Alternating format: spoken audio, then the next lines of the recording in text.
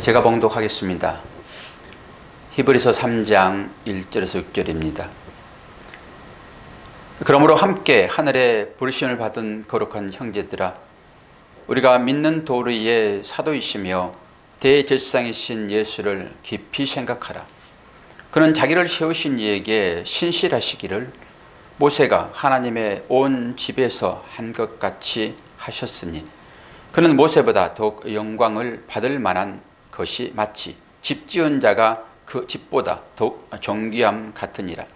집마다 지은 이가 있으니 만물을 지으신 이는 하나님이시라. 또한 모세는 장래에 말할 것을 증언하기 위하여 하나님의 온 집에서 종으로서 신실하였고, 그리스도는 하나님의 집을 맡은 아들로서 그와 같이 하셨으니, 우리가 소망의 확신과 자랑을 끝까지 굳게 잡고 있으면 우리는 그의 집이라. 아멘. 특송이 있습니다. 자, 오늘 말씀의 제목은 모세보다 우월하신 그리스도 제2탄. 지난 주일날 다른 말씀이 좀 많아서 전체적인 맥락을 보지를 못했는데, 오늘은 집중적으로 말씀을 좀 읽으면서 그 말씀을 해석하도록 하겠습니다. 지난 주일날에는 1절만 보았죠. 1절만. 1절 제일 끝에 예수를 깊이 생각하라, 그 의미를 좀 고찰을 해봤잖아요. 그것은 예수님께 우리의 마음을 고정시켜라, 이런 의미가 있다고 말씀을 드렸습니다. 그러면서 2장 4절에도 나와 있듯이 이제 흘러 떠나가지 않도록 주의하라, 이런 말씀을 깊이 생각하라, 이렇게 얘기를 했습니다. 오늘은 이제 2절부터 좀 빨리빨리 나가도록 할게요. 2절 말씀을 한번 봅시다. 3장 2절 말씀. 그는 자기를 세우신 이에게 신실하시기를 모세가 하나님의 온 집에서 한 것과 같이 하셨으니, 오늘 이 말씀과 6절까지 말씀을 보려고 그러면은 전체 문맥이 어떤 것인가를 봐야 되거든요. 우리가 성경을 읽을 때 성경을 깊이 볼 수 있는 것은 반복되는 단어가 어떤 것인가를 보는 것이 제일 빨라요. 그리고 명사보다는 동사를 위주로 보는 것이 하나님의 은혜를 우리가 경험하는 길이 될 것입니다. 그러면은 이제 2절에서 6절까지 우리가 다 읽었는데, 여러분 눈에 어떤 단어가 들어오는지를 한번 볼까요? 집이라는 단어를 한번 살펴보시기를 바랍니다. 집. 2절에도 집이 한 번 나오고요. 3절에는 집이 두 번 나옵니다. 4절에도 한 번 나오고, 5절에도 한 번 나오고, 6절에는 집이 두 번 나옵니다. 이게 총 집이라는 단어가 7번 나오죠. 의미가 있죠. 지난번에 우리가 예수가 어떤 분인지 시편 말씀을 통해서 쭉 해석을 하면서 시편의 7말씀으로 증거를 삼았잖아요. 그러니까 성경에서는 이 숫자를 많이 나열을 하고 있는데, 괜히 이렇게 7번씩 쓰지 않아요. 이제 완벽한 숫자인 것이잖아요. 실이라 그러면은 하늘의 숫자 3과 땅의 숫자 4가 더해진 숫자니까 온 우주를 망라한 완전한 수, 이렇게 보는 것이죠. 그래서 이 히브리서 기자가 7번을 집이라는 얘기로 하고 있죠. 그러니까 오늘의 주제는 뭐가 되겠어요? 집이 되겠죠. 집. 그런데 성경은 집이라고 할 때 집을 건물을 보지는 않습니다. 물론 겉으로 드러나는 건물이죠. 그리고 그것을 집이라고 쓸 때 히브리어로 보기에는 베이트 그리고 쓰고, 오늘 이제 히브리서는 신약이니까 신약에서는 오이코스라는 단어를 써요. 그래서 어떤 교회에는 구역이라 하지 않고 오이코스라는 얘기를 하더라고요. 집이라는 의미예요. 집. 그리고 우리가 성경을 볼 때 집, 그럴 때는 대부분 그것을 여러분은 성전으로 해석해서 보면 돼요. 성전. 그리고 실제적인 집이 있지만은 우리가 얼른 그렇게 이제 얘기할 수 있죠. 어떤 가정을 묘사할 때 그 집 그러잖아요. 조금 더 나가 보면은 그 집구석 그러면 얼른 들었죠. 그 집구석 그러면 집을 얘기해요? 뭘 얘기해요? 그 집에 속한 어떤 사람들을 얘기하죠. 그래서 그 집구석 이제 그러잖아요. 그러면서 이제 조금 격양되게 이제 나쁘게 이제 표현하잖아요. 그러니까 집이라고 하는 것은 그냥 단순히 어떤 건물만을 이주하지 않는다. 그런 얘기 하지 않는다. 그리고 우리가 교회를 얘기할 때도 예전에는 교회 그러면은 건물을 생각했잖아요. 그런데 교회는 우리가 이제 더 알아보니까 교회는 뭐예요? 우리죠, 우리. 그런 개념이에요. 여기도 집을 얘기하고 있지만은 이 집이라고 했을 때 권속 내지는 그 안에 들어있는 어떤 무리들 이렇게 표현하면 되겠죠. 그러면서 7번 얘기를 한다라고 하는 거예요. 성경에도 이 집이라는 말을 일반화되게 쓰는데요. 이스라엘의 집, 그리고 아론의 집, 다윗의 집 이런 성경의 말씀이 많이 나와요. 그때 여러분은 이제 그런 의미로 보시라 이런 것이죠. 가문, 뭐 가족, 뭐 종속. 그러니까 집이라는 얘기를 하면서 뭐 가문이요, 가족이요, 종속이요 이런 것은 뭐예요? 비유를 하거든요. 비유. 집을 통해서 비유를 하겠죠. 건물만을 얘기하는 것이 아니라 그 안에 들어있는 어떤 자녀의 의미가 있다. 그렇게 보면 되겠죠. 그러면서 그들은 믿음으로 말미암아 살아있는 돌이다 그렇게 얘기하고 또한 기초 속에 신 그리스도의 예수 위에 세워진 집이다 이렇게 얘기하죠. 그러니까 단순한 집이 아니라 기초 위에 세워진 집이다라고 하는 거예요. 여성분들은 이제 화장할 때 이 기초라고 했을 때 이제 파운데이션 그러잖아요. 이 파운데이션을 제일 먼저 발라요? 늦게 발라요? 예? 늦게 발라요? 그러면 좀 이상하군요. 기초거든요. 이게 파운데이션 기초입니다. 기초. 원래 먼저 발라야 정상적인데 왜 화장은 거꾸로 하죠? 예? 예? 그러고 제가 모르니까. 이걸 얘기하면서, 이게 참, 여성분한테는 이게 확 와닿겠다 그랬는데, 거꾸로네요. 그러니까, 실제 이게 경험하지 않으면은 엉뚱하게 얘기할 수 있다. 이거잖아요, 또. 하나님 말씀도 우리가 경험하지 않으면은 엉뚱하게 말할 수 있는 것이죠. 그러나 파운데이션 했을 때는 기초라는 말이에요, 기초.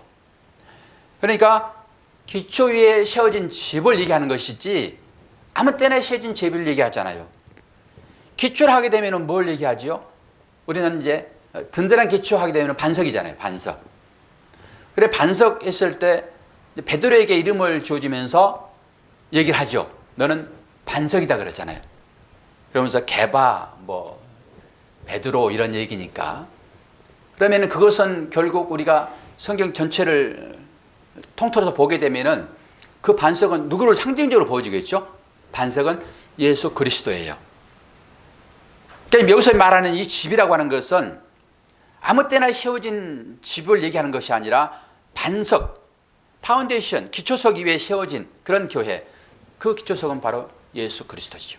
그러니까 예수 그리스도 위에 세워진 집만이 온전하다 이런 걸 지금 얘기를 하고 있죠. 그러면서 그 집을 다스리는 분이 누구였는가 그랬을 때 모세는 1차적으로 이스라엘의 가정, 이스라엘의 집을 다스렸잖아요. 모세는. 오늘 모세보다 우월하신 그리스도이니까 모세가 어떤 분인지를 우리가 먼저 지금 조명을 하고 있고 지난 주일에도 잠깐 얘기를 했잖아요. 오늘은 이제 모세 그리스도에 초점이 맞춰지지 않고 예수 그리스도에 초점이 맞춰질 거예요. 집이라고 했을 때 하나님은 집을 세우는데 예수 그리스도의 반석 위에 그 기초석 위에 집을 세우는데 그 집을 다스리는 사람이 누구였냐 그랬을 때 이스라엘의 집을 다스리는 사람은 누구였다고요? 모세였다고. 모세. 그런데 예수 그리스도는 그 집을 다스릴 뿐만 아니라 온 나라를 다스리죠. 그리고 그분이 집을 세우시죠. 그래서 모세와 다른 측면이 있다라고 하는 것입니다. 물론 예수 그리스도도 집을 다스리죠. 그리고 거기에 교육을 하죠. 모세처럼. 그러나 예수님은 집을 짓는 자다라고 하는 거예요. 그 집 위에 세워지는 것이니까. 그러면서 우리는 에베소서 2장 22절을 보게 되면은 너희도 성령 안에서 하나님의 거하실 초소가 되기 위하여 그리스도 예수 안에서 함께 지어져 가느니라. 그리스도 안에서 함께 지어져 가는 것이 우리다라고 하는 거예요. 오늘 제가 이제 숫자를 쉬어보니까 10번 예배 드리거든요. 그러니까 처음에는 제가 조금 다운 됐었으나 공부하기는 최고네요. 예, 공부하기는 최고요. 목사도 좀 벙벙 뜨지 않고 좀 내려놓고 또 여러분도 조용하게 이렇게 하니까 오늘은 우리가 공부하는 시간으로 보내면 되겠다 생각이 확 들어오면서 차분해지면서 좋습니다. 사람이 많은 것만이 좋은 거 아니에요. 때로는 이렇게 좀 조용하게 말씀을 집중적으로 공부하면 좋지요. 그래서 우리가 예수 그리스도를 반석으로 삼고 그 위에 집을 지어서 우리가 함께 지어져 간다. 또 함께 지어져 간다라고 하는 이 말은 사실 예수 그리스도가 돌이라고 하는 의미로 중요한데, 근데 예수 그리스도의 돌은요, 우리가 생각하는 그런 반듯한 돌은 아니에요. 이사야서 53장에 보게 되면은 그 돌은 흠모할 만한 그런 돌이 아니에요. 그리고 또 싹도 이렇게 튼실한 이런 싹이 아니라 아주 연한 싹이에요. 그리고 사실 좀 볼품이 없어요. 그런데 이 돌을 기초석 삼아서 집을 지어라라고 그 석공들에게 딱 집지은 자에게 던져줬더니 그 집지은 자들이 그 돌을 어떻게 버려요? 밖에 던져버립니다. 자기들이 원하는 그런 돌로 오시지 않았단 말이에요. 유대인들이 그래서 십자가 예수님을 못 박는 거예요. 그런데 그 돌이요, 이 집을 짓는 모퉁이 돌이 돼요. 모퉁이 돌은 우리가 생각하는 기초석이에요. 유대인들이 집 지을 때는 그 모퉁이 돌로 시작해서 전부 이어져 가거든요. 그게 지어져 가는 것입니다. 예수 그리스도는 모퉁이 돌로 해가지고 우리가 지금 지어져 가고 있죠. 그런데 그 돌 위에 어떤 유대인들의 율법의 행위, 그 행위가 돌 위에, 그 볼품없는 돌 위에, 목수들이 생각할 때, 석공들이 생각할 때 쓸모없는 그 돌 위에 율법의 행위는 뭐예요? 그들이 아주 반듯하게 내놓는 거예요. 인간들의 자랑거리들. 그게 돌 위에 던져지게 되면은 그게 박살나 버립니다. 그러니까 그 돌 위에 율법의 행위인 자기들의 자랑거리가 놓여지게 되면은 그 자체가 박살나 버려요. 그리고 율법의 행위인 자기 자랑거리 위에 또 돌이 던져지게 되면은 또 밑에 것이 박살나 버립니다. 그러니까 이 볼품없는 그 돌은 모든 율법의 행위를 깨버리는 그런 도구로 작용하는 거예요. 예수 그리스도예요, 그분이. 그 반석 위에서, 그걸 우리는 반석이다 그래요. 그 반석 위에 집을 지어지는 거예요. 오늘 그러니까 집 얘기를 계속 할 것이죠. 집을 짓는다라고 하는 것은 어떤 의미예요? 가정을 세운다 이러는 거예요. 가정을 세운다. 집을 짓는다, 이것은 가정을 세운다. 3절 봅시다. 3절. 그는 모세보다 더욱 영광을 받을 만한 것이 마치 집 지은 자가 그 집보다 더욱 존귀함 같다.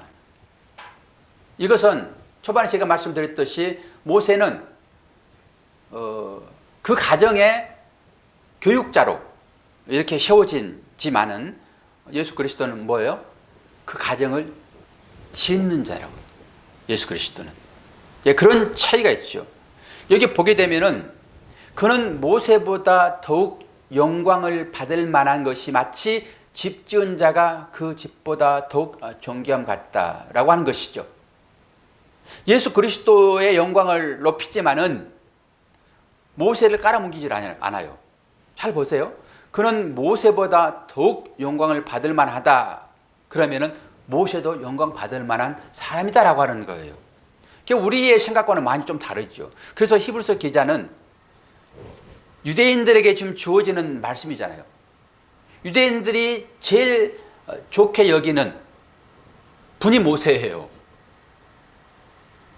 그러니까 모세를 연구하는 것이 성경의 다른 모든 사람을 연구한 것보다 훨씬 더 가치 있단 말이에요.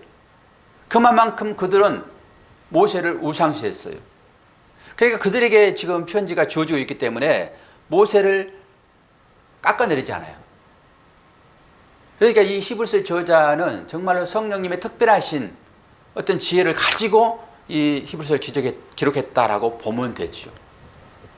근데 저도 설교를 할 때 제가 설교하는 그 내용을 좀 더 부각시키기 위하여 다른 사람들의 설교를 조금 까는 경향이 있거든요. 여러분의 삶도 아마 그럴 수 있어요. 나를 높이기 위해서는 뭔가 상대를 밑으로 내려야지만이 내가 높아지는 거예요. 대부분 그래요. 상대에 대한 어떤 비난을 할 때는 그 무엇을 위함이에요? 나를 높이기 위함이에요. 대부분 다. 가만히 있으면 제가 안 높아지거든요. 상대를 낮추게 되면은 자동적으로 내가 높아지는 거예요. 우리한테는 그런 속성이 있단 말이에요. 그러니까 늘 내가 높아지려는 사람들의 그 심리 상태를 보게 되면은 늘 뒤에서 다른 사람 얘기해요. 그러니까 여러분도 한번 잘 보세요. 나는 그러지 않아. 나는 나를 높이려고 하지 않아. 그러면서 내 삶을 이제 누가 비디오를 찍어가지고 한번 보인다 생각을 한번 해보시면서 자신을 평가해 보게 되면은 내가 주로 하고 있는 어떤 말들이 어떤 것인가를 보면 돼요. 그래서 대부분의 어떤 사람들의 말은 사람들 얘기를 많이 하잖아요. 우리가 동격이기 때문에 그래요.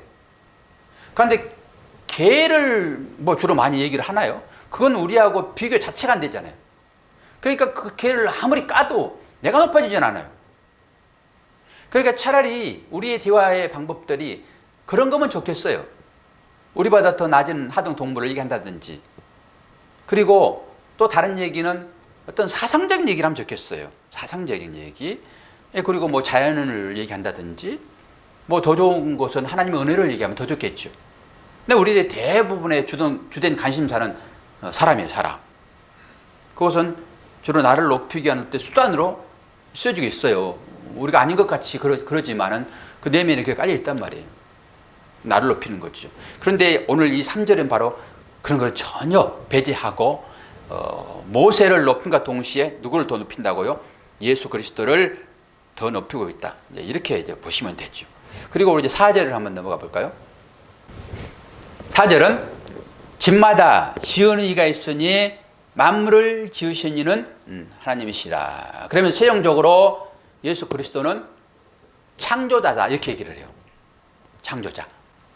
우리가 요한복음 다 공부하셨잖아요. 요한복음에도 말씀이 육신이 되어 이 땅에 오시면서 그 말씀이 아니고서는 창조가 자체가 불가능하다 이런 얘기를 하고 있잖아요. 그래서 예수 그리스도는 창조자다. 만물을 지으신 분이다. 물론 하나님이 만물을 지으셨으나 우리는 예수 그리스도를 육신을 입고 오셨기 때문에 우리는 뭐 모세와 비슷한 그런 어떤 존재로 인식할 수 있으나 이게 유대인들이 갖고 있는 개념이 있단 말이에요. 지금도 그들은 예수 그리스도를 구세주로 안 본다니까요. 그런 의미인 것이죠. 그러나 예수 그리스도는 누구라고요? 창조자다 그래, 창조자. 그래서 우리는 11장, 히브리서 11장 3절을 통해서 그분이 어떤 분인지를 다시 한번 이제 보면 되겠죠. 11장 3절, 제가 여기 안 떼어놨으니까 제가 한번 읽어드리겠습니다. 11장 3절을 보게 되면은 믿음으로 모든 세계가 하나님의 말씀으로 지어진 줄을 우리가 아나니 보이는 것은 나타난 것으로 말미암아 된 것이 아니니라. 이 말이 무슨 말 같아요? 우리가 11장 그러게 되면은 믿음의 장이라고 그러잖아요. 믿음의 장. 그러니까 11장 1절, 2절, 3절을 해석할 수 있어야 돼요. 뭐라고 그래요? 믿음은 바라는 것들의 실상이요 보이지 않는 것들의 증거. 그러면서 선진들이 이로써 증거 얻었다. 믿음은 바라는 것들의 실상이요 보이지 않는 것들의 증거. 이게 여러분 어떻게 말할 수 있어요? 이거 말할 수 있어요? 이게 무슨 말인지 말할 수 있어요? 되게 어려운 말이에요, 이게. 그런데도 불구하고 선진들, 우리 믿음의 조상들, 우리 앞서간 자들은 이것을 통해서 증거 얻었다. 그러면서 믿음으로 모든 세계가 하나님의 말씀으로 지어진 줄을 우리가 아나니, 뒷부분이 참 이게 어려운 말이에요. 보이는 것은 나타난 것으로 말미암아 된 것이 아니다. 제가 여기까지도 씨름을 했잖아요. 어떻게 하면 이걸 설명을 좀 쉽게 해드릴까? 그러면서 좀 찾아보았는데요. 여기에서 보이는 것, 그것은 언어를 찾아보게 되면 불레포 해가지고 단순히 보는 것, 단순히 보는 것, 단순히 보는 것. 그리고 나타난 것, 이것은 파이노 그래가지고 출현을 의미를 하는데요. 물론 나타남이 출현인 것이잖아요. 그런데 이 단어가 쓰여질 때는 주로 대부분 어떤 하나님의 영광이 나타날 때 이 단어를 많이 써요. 근데 여기에서는 그냥 단순하게 그냥 나타난 것 이렇게 보시면 돼요. 나타난 것. 그런데 이 보이는 것은 나타난 것으로 됐다 안 됐다? 안 됐다 그러잖아요. 그게 무슨 말이에요 이게? 이 탁자를 놓고 공부를 하면서 주고받아야 되는데 이 설교 시간이라 제가 좀 집중적으로 설명을 좀 해드리면은 여러분이 참고를 해보시면 되겠어요. 보이는 것은 나타난 것으로 되지 않았다. 그런데 이 보이는 것은 하나님의 말씀으로 지어진 것이란 말이에요. 하나님의 말씀으로 지어진 것. 그래서 이 지어지다라고 했을 때 있잖아요. 카타르티조라는 거예요. 카타르티조. 뭐 준비하다, 회복하다, 완전하게 하다 이런 의미가 있는데요. 전체적 문맥으로 보게 되면은 미리 정하다 이런 의미가 있어요. 미리 정하다. 하나님께서 미리 정한 어떤 지으심. 하나님께서 미리 정한 그 지으심은 우리가 보고 있는데 우리는 안 보면 못 믿잖아요. 여러분 안 보고 믿으세요? 아멘. 그렇죠. 안 보고 믿죠. 근데 안 보고 믿는 것이 믿음이란 말입니다. 보는 것을 믿는다 하지 않아요. 나타난 걸 그걸 믿는다 그래요. 이건 현상인데. 나타난 현상인데 그걸 믿는다 그래요. 그런데 우리가 지금 보고 있는 블레포라고 보고 있는 이것은 나타난 것으로 아니다라고 하는 거예요. 히브리서 11장 1절이 그 얘기예요 지금. 그런데 실제로 우리가 보고 있단 말이에요 지금. 여기에 어려워요. 근데 과학자들은요 절대 보이지 않는 것들 안 믿습니다. 제가 과학 공부를 또 어제 한참 했잖아요. 과학 공부를. 그러니까 이런 설명을 제가 이제 해드리기 위하여 그런 과학적인 근거를 가지고도 얘기를 하는 거예요. 그럼 보이지 않는 거야. 보이지 않는 것을 지금 우리가 보고 있어. 이게 현상이잖아요. 현상. 이 현상. 그런데 이 현상은 분명하게 하나님께서 지은 건데, 하나님께서 미리 지은 건데, 정한 건데, 그게 현재 우리 가운데 보여지는 이 현상이 바로 그것이다라고 하는 거예요. 그럼 이게 얼마나 어렵습니까? 그러니까 과학자들은 이걸 믿지 않죠. 우리는 1차적인, 2차적인, 3차적인 얘기들을 하잖아요. 1차는 뭐예요? 1차는 점인데요. 1차원을 선으로 봐요. 선으로. 1차원을 선으로 보고, 이것도 공부를 하려고 그러면 네이버에 가면 공부됩니다. 시간을 좀 투자를 하셔야 돼요. 2차원은 뭐예요? 면이에요. 면. 그리고 3차원은 뭐예요? 입체지, 입체. 그래서 요즘 3D가 요즘 나왔잖아요. 그래가지고 입체로 다 만들어요. 사람 장기까지 만들어요. 3D 프린터로. 총도 만들더라고요. 그래가지고 3D 프린터로 총을 만들어요. 그래, 그걸 실질적으로 사용을 합니다. 그런데 과학은 이 3차원까지만 해석을 해요. 과학자들은. 이건 보이는 거잖아요. 그러면 여기 봐요. 보이는 것은 이 3차원의 세계는 나타난 것이라고 했을 때 이것은 보이지 않는 것을 얘기하겠죠. 뒷부분이 말미암지 않는 것이라 했으니까 이 나타남은 보이지 않는 것이겠죠. 이건 몇 차원 같아요, 이게? 4차원이겠죠. 4차원. 그러면 이제 1차원, 2차원, 3차원, 4차원은 추상적인 거예요. 요게 히브리서 11장 1절이에요. 믿음은 바라는 것들의 실상이요 보이지 않는 것들의 증거. 그러니까 보이지 않는 것을 실제 보이는 것처럼 믿는 거예요. 우리가 그러잖아요 지금. 여러분 무슨 하나님을 봤습니까? 여러분 천국을 보고 여러분 천국 가려고 그러세요? 그런데 천국은 그렇게 확실히 있을 것이다 라고 우리가 믿잖아요. 아멘입니까? 감사합니다. 그 말이 아멘 할 수 있다는 것이. 자, 그러면서 제가 이제 2차, 3차원을 공부를 좀 했지요. 우리가 예전에는 여러분 뉴턴 아시죠? 뉴턴은 이 물리 법칙을 갖고 설명했던 과학자예요. 그 사람은 어떻게 얘기했냐 그러면은 세상의 모든 벡터를 안다 하게 되면은 미래도 예측할 수 있다. 요게 제 관점이거든, 성경은.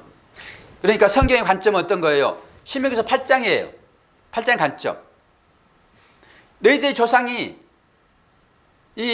먹었던 그 만나, 그 빵은 사람이 떡으로만 살 것이 아니요 하나님의 입으로 나오는 말씀으로 산다라고 주어진 것이다. 이런 거잖아요. 예수님께서 사탄의 시험을 이길 수 있는 방법이 바로 그거였잖아요.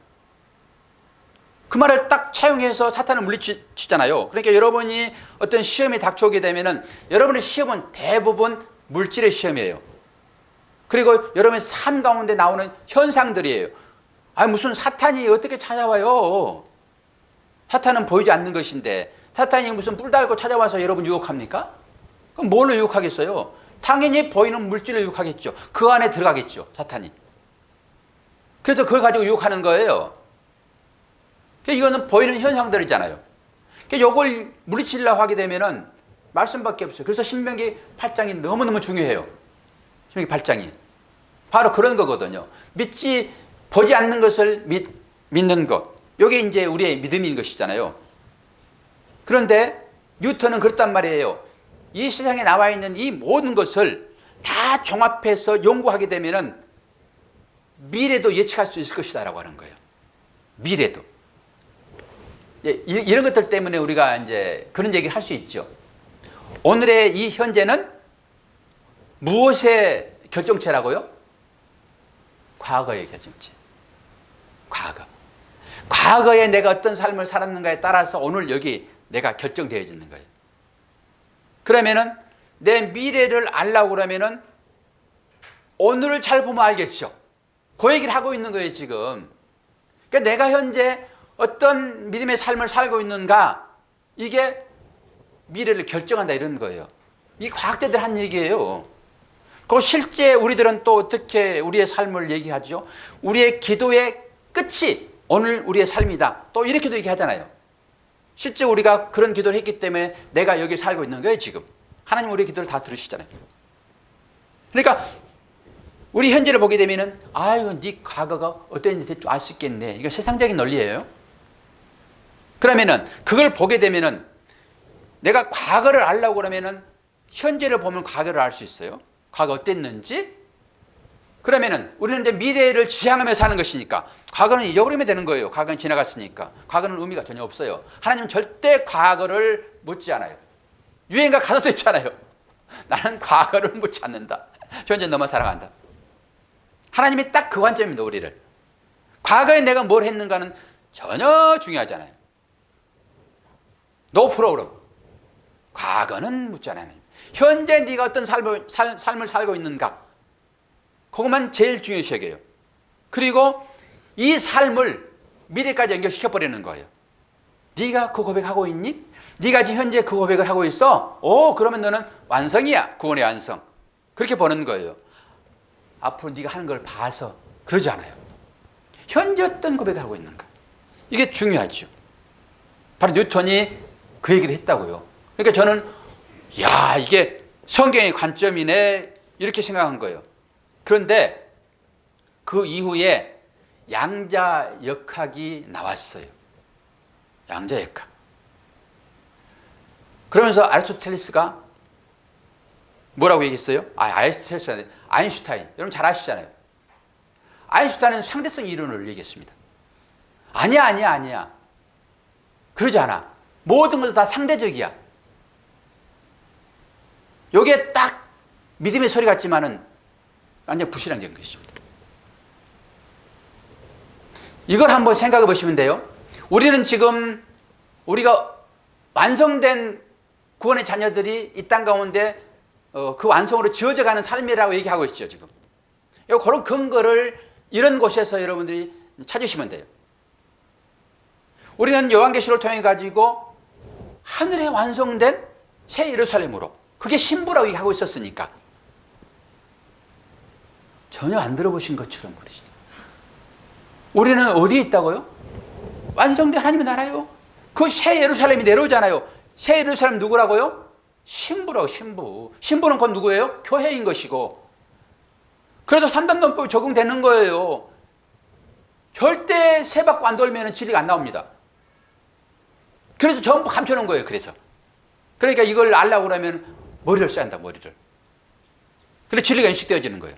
아, 그렇구나. 하나님이 그래서 이렇게 감춰놨구나. 이런 거예요.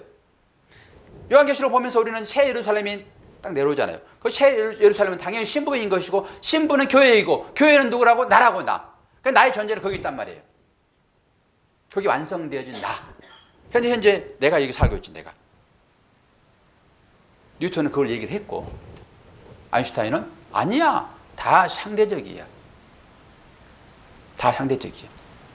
그러면서 물질은 질량을 가지고 있고, 질량은 공간을 희게 만든다 그래요. 여러분, 광선, 빛이라고 하는 것은 직선으로 갑니까? 돌아갑니까? 직선으로 갑니다, 광선은. 그런데 이 아인슈타인이 모든 물질은 질량을 가지고 있어. 그래서 그 질량에 따라서 공간을 희게 만들어. 이거 처음에 잘 안 들어올 겁니다, 이게. 공간을 희게 만들어. 그리고 공간은 곧 시간과 연결되어 있어요. 시간과.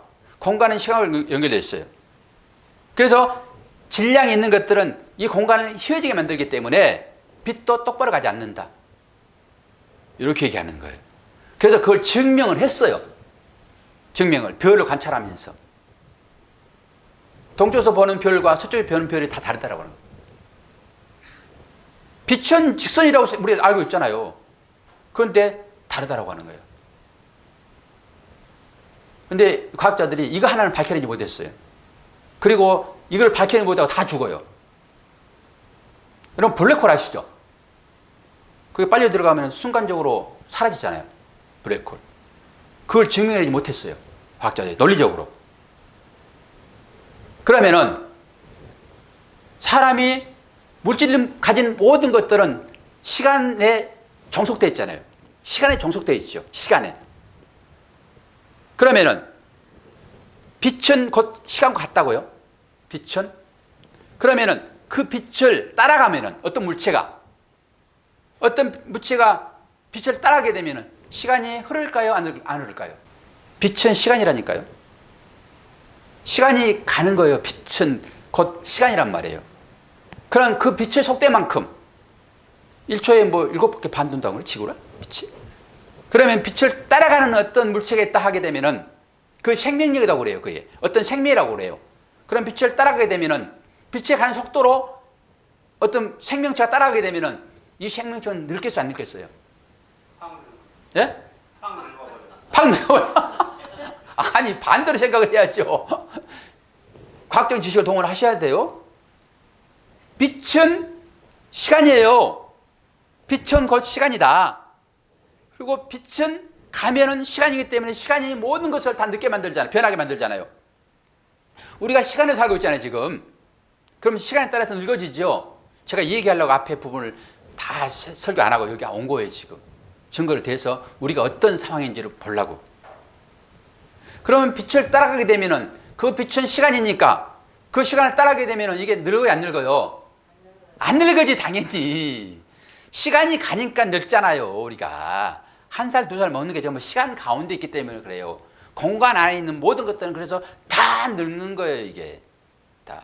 그런데 그 시간을 따라가 버리는 물체가 있다 하게 되면은 늙지 않을까? 안 늙지. 그래서 블랙홀에 대한 얘기를 못하고 과학자들은 지금 해석을 못하고 있어요. 그 뉴턴의 그 어떤 물리학을 완전히 깨부신 거 아인슈타인이에요. 그런데 우리가 이 성경을, 창조 세계를 아는 우리들은 이 상대적인 이론을 얘기했던 아인슈타인이 맞아요. 안 그러면은 이 세상에 있는 모든 것들을 잘 보게 되면은 앞으로 미래, 그건 과거도 통했다고 보면 돼요. 미래와 과거는 끝이 다 했잖아요. 미래, 과거는 같은 얘기예요. 그러니까 뉴턴은 지금 미래를 볼 수 있다. 현재를 보게 되면은 미래가 어떻게 될 것인지를 알 수 있다라고 얘기했지만은 미래와 과거는 연결됐다니까요. 그러면은 우리가 봤을 때 성경은 지금 보이지 않는 것들을 보이는 것으로 이 땅에 주었고, 이걸 통해서 너희들이 그 안 보이는 것을 완성으로 나올 것이다라고 얘기를 하고 있으니까 뉴턴의 관점이 맞죠. 그래서 확 뒤집어 버려요. 다시 한번. 우리는 그래서 아인슈타인을 넘어가는 거예요. 왜? 최고의 과학자. 앞으로 아인슈타인 같은 데 나오지 않을 거예요, 아마. 이걸 문제를 못 풀고 있어요, 지금. 블랙홀의 문제를. 그럼 우리들은 야, 그건 아무것도 아니네. 그리고 이 땅에 있는 이것이 결국 보이지 않는 것으로 하나님께서 만든 것이다라고 하는 거잖아요. 지금 이 말씀이. 하나의 예를 이제 한번 들어볼게요. 그러면은 우리가 어떤 존재인 것인가? 여러분, 아침에 일찍 일어나게 되면은 제일 초롱초롱한 별이 무슨 별이에요? 초롱초롱한 별이. 모르시는군요. 저 옆에 있는 그분의 눈동자예요. 맨날 눈을 안 마주치니 알 수가 있는가? 새벽별이 뭐라고요? 금성이야, 금성. 금성. 금성이 새벽별이잖아요. 금성이 내가 보는 지금 이 순간에 금성이 딱 빛을 발했습니까? 그렇게 여러분 아시잖아요. 내가 보는 순간 금성이 빛을 발한 걸로 아시잖아요. 아니죠. 아니죠. 당연히 아니겠죠. 과학자들이 증명하기를 680년 전에 반짝했던 빛이 지금 내가 보고 있는 금성이랍니다. 저는 이런 얘기를 들었을 때요, 눈이 번쩍 띄었어요. 성경이 확 열려진 것 같은? 그러니까 내가 여기에 있잖아요. 우리가 여기에 있잖아요. 이건 보이는 거죠. 금성이 내가 내 눈으로 좀 보이는 것처럼. 그런데 그 금성은 680년 전에 빛을 발했단 말입니다. 그러면 내가 여기에 있는 이 존재는 그때 있었던 것이 여기 보이는 거예요, 지금. 이게 비밀이잖아요. 그래서 믿음으로 모든 세계가 하나님의 말씀으로 지어진 줄을 우리가 아나니 보이는 것은 나타난 것으로 말미암아 된 것이 아니니라라고 하는 거예요. 이러면 전체적인 요한계시록이 열리는 거예요, 이게. 이 말씀이 완전히 해석되어지는 거예요, 지금. 이 히브리서 말씀 자체가 이게. 내가 살고 있는 이 자체는 완성되어 있는 그것이 680년 전에 빛으로 있었던 그 빛이 내 눈에 지금 보이는 것처럼 여러분들은 현재 이 삶이라고 하는 것은 완성된 그 하나님의 삶이 여기에 보이는 것으로 나타났단 말이에요. 신비적인 신비인데 여러분들 이걸 아셔야지만이 장래에 돌아갈 본향이 어떤 것인지를 아멘하고 가는 거예요. 뭘 가지고 여러분 가실 것이에요? 여러분 이 땅 가운데서 무슨 행위를 가지고 거기에 내가 그대로 가서 더 잘 살 것이다? 하나님이 이거 안 본다니까요. 그러니까 그런 생각을 가지고 있는 사람들을 전부 깨기 위하여 돌을 딱 갖다 놓는 거예요. 그래서 그 행위를 그 돌에다 놓으면 그 행위 자체 깨져버리고 그 행위 위에 돌이 떠지게 되면 그 행위가 박살나는 거예요. 아니다. 너희는 원래부터 내가 그렇게 지음받은 자들이야. 에베소서 1장 말씀 아닙니까? 창세전에 너희들은 지음받았다. 성경 전체 그걸 얘기하고 있어요. 그러니까 이걸 믿는 사람들은 과학자겠어요? 과학자 위에 있는 믿음의 사람들이겠습니까? 당연히 우리들이죠. 그래서 아인슈타인을 우리는 이제 넘어갔어요. 아인슈타인을 넘어갔어요. 과학자들을 앞에서 제가 이런 설교를 감히 할 수 있는 것은 그들의 머리는 대단하잖아요. 그러나 모든 학문의 끝점은 무엇이죠? 신학이에요. 저는 신학을 전공한 사람이에요. 신학을. 뭐 의사나 내지는 뭐 모든 사람들은 다 물리학이에요.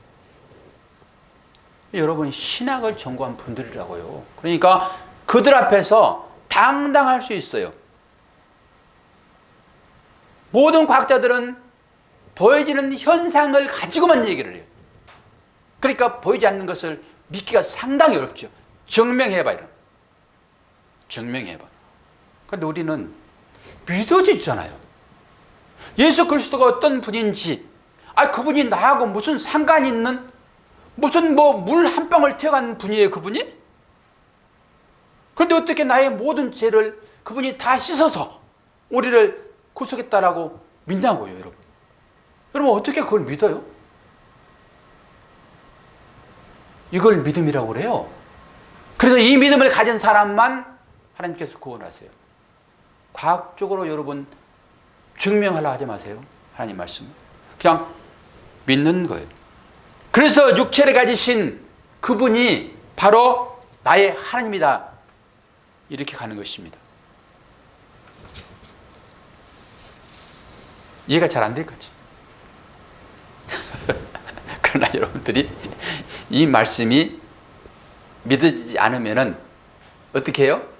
기도만 해요? 아니요. 공부를 하셔야 돼요. 공부를 하셔야, 하나님 말씀 공부를 하셔야 돼요. 이 말씀이 어떻게 이렇게 기록되어 있지라고 여러분들이 스스로 공부를 하셔야 돼요. 그리고 제가 설교하는 이 내용을 기반으로 해서 그렇겠네? 그리고 여러분들이 확인을 하셔야 돼요. 요즘 제가 관심 갖고 고민하는 한 부분이 이거예요. 이것만 얘기하고 이제 제가 끝낼게요.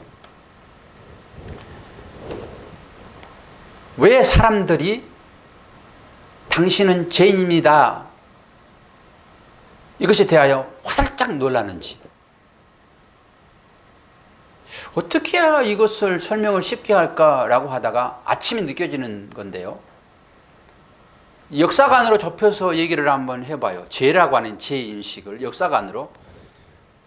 세계대전을 일으킨 나라들이 있어요. 대표적인 나라가 어떤 나라인지 아십니까? 세계대전. 독일하고 일본이잖아요. 저는 이 두 가지의 그 반응을 보고 성경에서 말하고 있는 죄와 접목을 시켜봤어요. 일본은 죄를 인정을 합니까, 안 합니까? 인정을 안 합니다, 지금. 독일은 인정합니까, 안 합니까? 인정합니다. 그리고 수상이 바뀔 때마다 자기 지은 죄에 대하여 계속 속죄합니다. 그럼 우리는 생각할 때, 뭐 한두 번 하면 알지, 조금 왜 매번 할까? 이런 생각을 여러분 안 해보십니까? 독일 수상들이 계속 얘기하잖아요. 유대인들에 대한, 또 세계대전에 대한 잘못을 계속 빌잖아요. 앞에서 빌었고, 그럼 역사적으로 잘못했다고 인정을 한 거니까 그러면 뒤에서 안 하면 되지, 왜 그렇게 계속 그럴까라는 생각이 저한테 있었어요. 근데 왜 그러냐 그러면은, 죄를 시인하게 되면요, 계속 죄에 대해 얘기해도요, 잘못했기 때문에 할 얘기 없어요. 근데 우리들은 어떤 반응을 하죠? 그걸 알기 때문에 일본 사람들이 시인 안 하는 것입니다. 우리들은 독일 사람도 아니고 일본 사람도 아니고 한 중간점 될 것 같아요. 우리는 죄를 고백하잖아요. 죄를 고백해서 여러분 여기에 구원받은 자로 있는 거예요. 지금 죄를 고백했다라고 하는 것은 회개했다라고 하는 거잖아요. 회개는 내 스스로 되는 게 아닙니다. 하나님께서 회개시켜서 여러분 구원하시는 거예요. 죄를 고백했기 때문에 여기 앉아 있는 것이고, 그런데 성경은 계속 우리의 정체성이 뭔지를 확인시켜요. 정체성이 뭔지를. 이걸 확인 안 시키면요, 우리는 항상 죄 가운데 있게 돼 있어요. 본성이 죄이기 때문에. 그래서 이걸 각성시키는 성경은, 그리고 그 각성에 대하여 아멘 하는 자를 구원하시니까 그것만 확인시키고 마는 거예요. 그런데 우리가 잘못해놓고 여러분 실제적으로 사과를 하잖아요. 나 잘못했어라고. 뭐 부부간에나 내지는 다른 사람들한테. 그런데 3번만 다시 물어보세요. 그럼 어떤 반응을 하게 됐습니까? 잘못한 것을 3번을 계속 지적을 해. 그럼 어떤 반응하죠? 불끈해요. 불끈하죠. 아니 내가 2번, 3번 얘기했으면 다 알아먹어야지. 그걸 계속 얘기하고 있어? 잘하는 사람이 있어요. 잘하다가 한 번 잘못하게 되면은 맨날 그래요. 옛날 것은 다 없어져버려요. 그러면은 이게 죄를 진짜로 뉘우친 사람이에요? 어떤 거예요? 아니죠. 그래서 일본이 그거 하기 싫으니까 안 하고 있고요. 독일 사람들은 계속 얘기하는 거예요. 그게 진정한 죄 뉘우침이에요. 내가 잘못했습니다라고 하게 되면은 백기 드는 거거든요. 나의 목숨을 당신께 맡길게요. 이 항복하는 것입니다. 하나님은 우리들에게 항복을 요구하세요. 항복. 너 항복해. 우리는 그러잖아요. 나 십자가에 못 박혔습니다. 그러다가 자꾸 와가지고 겨드랑이를 자꾸 긁게 되면은 내려와가지고 자기 지구는 십자가로 때린다니까. 십자가로. 그리고 후회하고 또 올라가. 이게 반복입니다. 이런 것을 완전하게 끊기 위하여 하나님은 계속적으로 말씀을 통하여 지적하는 거예요. 회개하라. 하나님의 나라가 이미 와 있다. 주님이 말씀하시고 세례 요한도 그렇게 얘기하는 거고 우리 모두가 다 그 얘기하는 거예요. 그런데 여러분들이 설교 시간에 당신은 죄인입니다. 이 설교를 듣기 좋아하세요. 가만히 좀 놔도 좀 자유롭게 살게. 나 제 고백 다 했는데 뭘 자꾸 죄인으로 자꾸 얘기를 해. 라고 해요. 오늘 제가 폐역 설교 좀 하려고 했는데 딱 피해 버리네.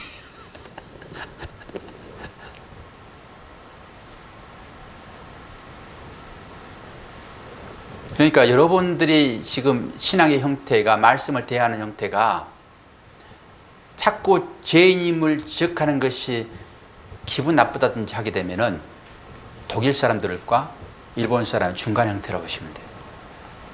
그리고 죄에 대해 설교하면 불끈하게 되면요, 딱 일본 사람이에요. 그리고 죄를 얘기할 때마다 그렇지 하나님, 나는 죄인이지요. 제가 무슨 할 말이 있겠습니까? 하나님의 은혜로만 구원받습니다라고 그렇게 하는 사람들, 독일 사람들의 심리 형태가 아닌가라고 조심스럽게 예를 들어서 설명을 해보는 것입니다.